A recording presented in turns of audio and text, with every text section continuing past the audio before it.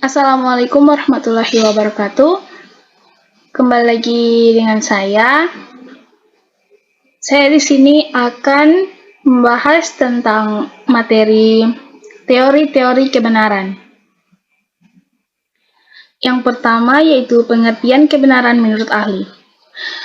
Purwadarminta dalam Kamus Umum Bahasa Indonesia menerangkan bahwa kebenaran itu adalah keadaan atau hal dan sebagainya yang benar atau cocok dengan hal atau keadaan yang sesungguhnya.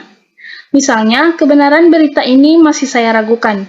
Kita harus berani membela kebenaran dan keadilan. Sesuatu yang benar atau sungguh-sungguh ada, betul-betul hal demikian halnya, dan sebagainya. Misalnya, kebenaran-kebenaran yang diajarkan agama, kejujuran, ketulusan hati, misalnya tidak ada seorang pun sanksi akan kebaikan dan kebenaran hatimu. Yang kedua, menurut Abbas Hamami, kata kebenaran bisa digunakan sebagai suatu kata benda yang konkret maupun abstrak. Jika subjek hendak menuturkan kebenaran, artinya adalah proposisi yang benar. Proposisi maksudnya adalah makna yang dikandung dalam suatu pernyataan atau statement. Adanya kebenaran itu selalu dihubungkan dengan pengetahuan manusia atau subjek yang mengetahui mengenai objek. Jadi, kebenaran ada pada seberapa jauh subjek mempunyai pengetahuan mengenai objek, sedangkan pengetahuan berasal mula dari banyak sumber. Sumber-sumber itu kemudian sekaligus berfungsi sebagai ukuran kebenaran.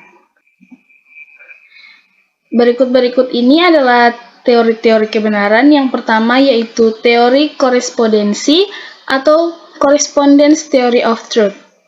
Teori kebenaran korespondensi yang kadang disebut dengan accordance theory of truth adalah teori yang berpandangan bahwa pernyataan-pernyataan adalah benar jika berkorespondensi terhadap fakta atau pernyataan yang ada di alam atau objek yang dituju pernyataan tersebut.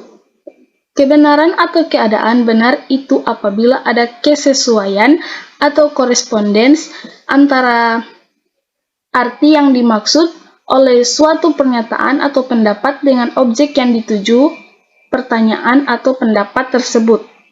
Kebenaran atau suatu keadaan dikatakan benar jika ada kesesuaian antara arti yang dimaksud oleh suatu pendapat dengan fakta. Suatu proposisi apabila benar, terdapat suatu fakta yang sesuai dan menyatakan apa adanya.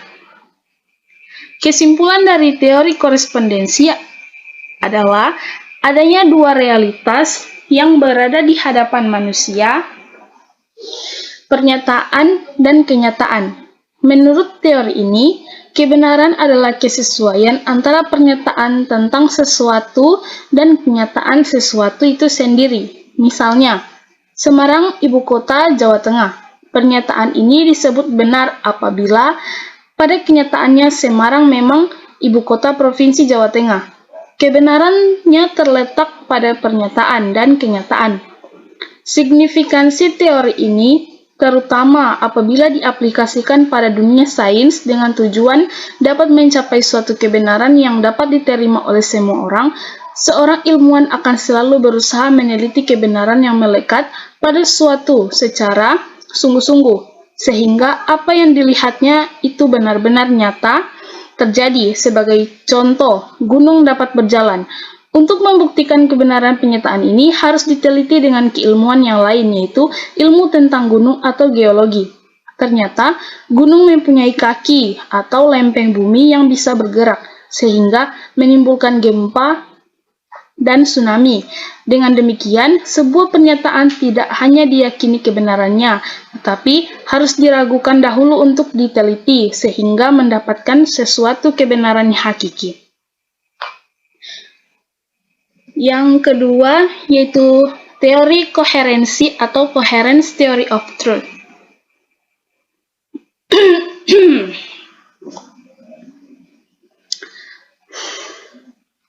Teori kebenaran koherensi atau konsistensi adalah teori kebenaran yang didasarkan kepada kriteria koheren atau konsistensi. Suatu pernyataan disebut benar apabila sesuai dengan jaringan komprehensif dari pernyataan-pernyataan yang berhubungan secara logis.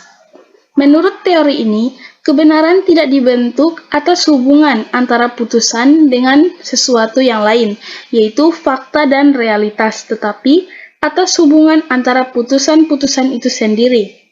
Teori ini berpendapat bahwa kebenaran ialah kesesuaian antara suatu pernyataan dengan pernyataan-pernyataan lainnya yang sudah lebih dahulu diketahui, diterima, dan diakui sebagai benar.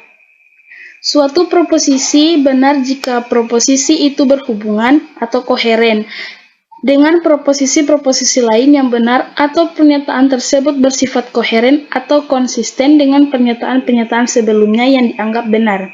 Dengan demikian, pernyataan tersebut bersifat koheren atau konsisten dengan pernyataan-pernyataan sebelumnya yang dianggap benar.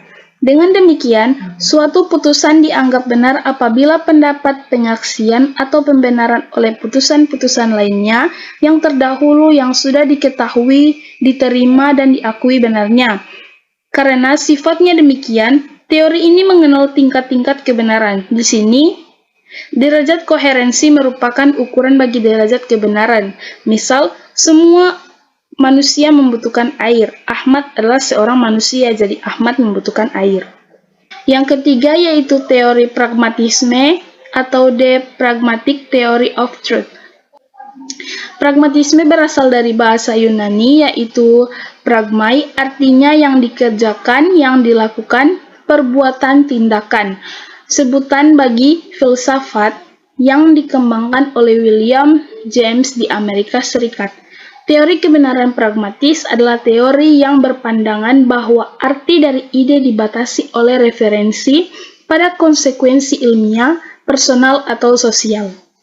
Benar atau tidaknya suatu dalil atau teori tergantung kepada berfaedah tidaknya dalil atau teori tersebut bagi manusia untuk kehidupannya. Kebenaran suatu pernyataan harus bersifat fungsional dalam kehidupan praktis.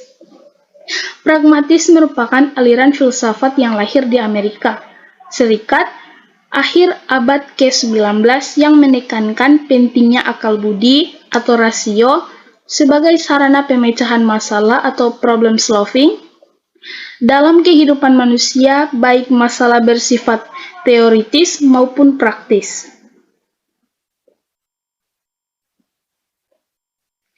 Yang kelima yaitu agama sebagai teori kebenaran.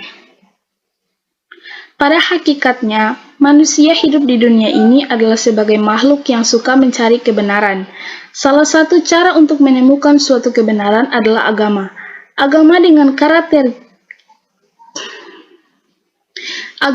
karakteristiknya sendiri memberikan jawaban atas segala personalisasi yang dipertanyakan manusia, baik tentang alam, manusia, maupun tentang Tuhan. Dalam mendapatkan kebenaran menurut teori agama adalah wahyu yang bersumber dari Tuhan. Manusia dalam mencari dan menentukan kebenaran sesuatu dalam agama dengan cara mempertanyakan atau mencari jawaban berbagai masalah kepada kitab suci. Dengan demikian, sesuatu hal dianggap benar apabila sesuai dengan ajaran, agama, atau wahyu sebagai penentu kebenaran mutlak. Itulah hasil pembahasan materi tentang teori-teori kebenaran. Lebih dan kurangnya saya mohon maaf. Billahi taufiq wal hidayah. Wassalamualaikum warahmatullahi wabarakatuh.